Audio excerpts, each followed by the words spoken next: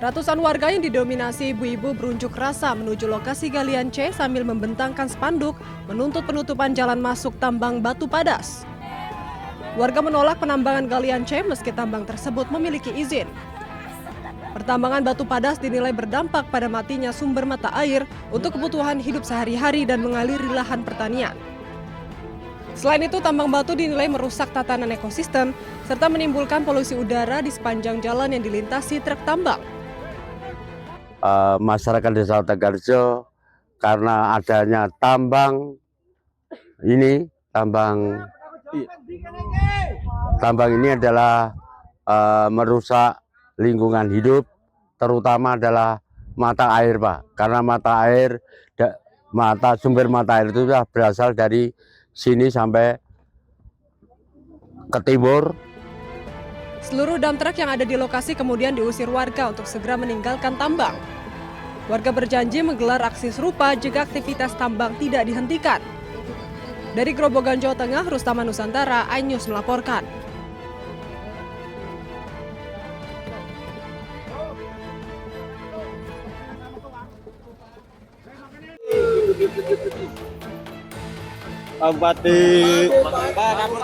Mengenakan rompi oranye, Bupati Kuantan Singingi atau Kuansing, Suhardiman Ardi ditetapkan KPK sebagai tersangka kasus dugaan suap jabatan di lingkungan Pemkab Kuansing. Selain Suhardiman, KPK juga menetapkan Sekda Kuansing, Zulkarnain dan Direktur Utama PT Mitra Ideal Consultant sebagai tersangka. Kasus ini bermula dari laporan masyarakat terkait jual beli jawaban untuk posisi Sekretaris Daerah Kabupaten Kuansing. KPK menyebut Bupati Kuansing meminta syarat mobil SUV Land Cruiser 300 GRS senilai 2 miliar rupiah kepada tersangka Zulkarnain. Zulkarnain diketahui menggunakan identitas dirut PT Mitra Ideal Consultant, Ardiles, untuk proses kredit mobil mewah tersebut.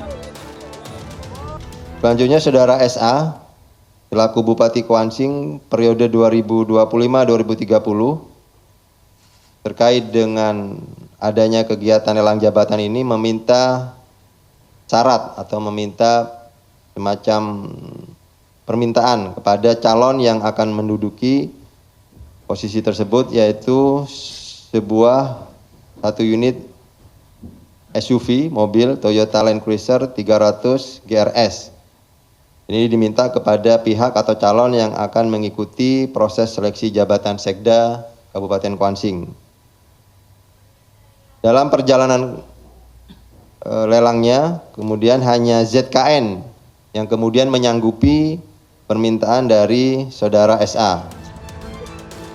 Tersangka Zulkarnain juga pernah memberikan suap mobil Pajero Sport seharga 700 juta rupiah untuk posisi Kepala Dinas PU Kabupaten Kuansing tahun 2021 silam. Dari Jakarta, Kevin Pakan, Ade Supriyatna, iNews melaporkan.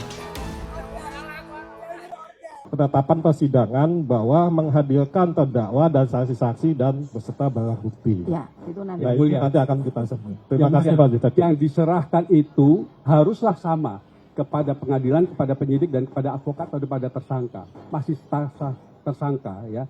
Harus sama karena redaksinya itu sama. Kalau tidak sama berarti ada diskriminasi dari penuntut umum kepada pihak tersangka. Tolong pahami itu dan tolong jangan diberi ruang untuk melakukan diskriminasi kepada tidak ada pemberian ruang untuk diskriminasi ya Bapak ya. Kabulkan permohonan kami. Kabulkan permohonan kami agar diberikan dokumen yang sama persis antara yang majelis terima, yang diterima penyidik dengan yang kami terima. Tolong dibuat itu identik jumlahnya. Terima kasih. Kalau dikatakan bahwa KUHP lama begini ya Pak ya. Kita akan kembali kepada KUHP-nya ya, KUHP 20/2025, surat pelimpahan dan dakwaan. Nanti akan disertai dengan berita acara pemeriksaan, akan diberikan.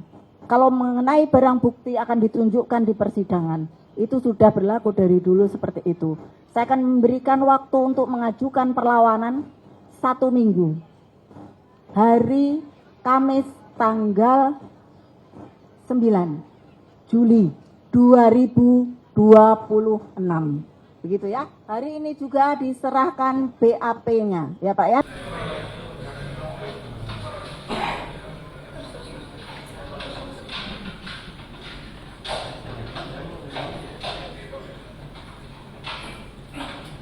Ini nggak benar kita nanya.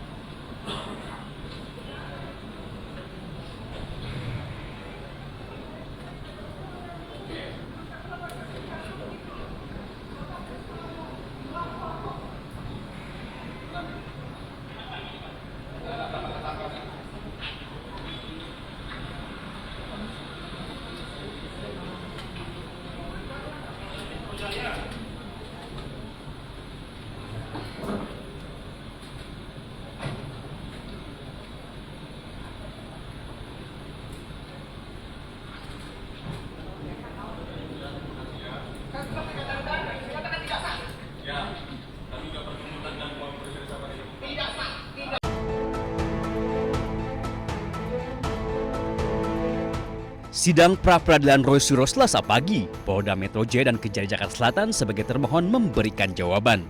Tim bidang hukum Polda Metro Jaya menyatakan penyidik telah menjalankan seluruh proses sesuai Kitab Undang-Undang Hukum Acara Pidana atau KUHAP terhadap penindakan kepada Roy Suryo.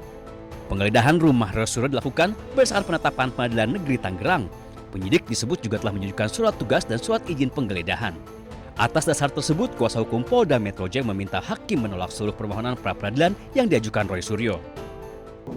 Termohon memperlihatkan surat perintah penahanan beserta berita acara penahanan kepada pemohon dan penasihat hukumnya serta memberikan kesempatan untuk membaca dan menandatangani dokumen tersebut.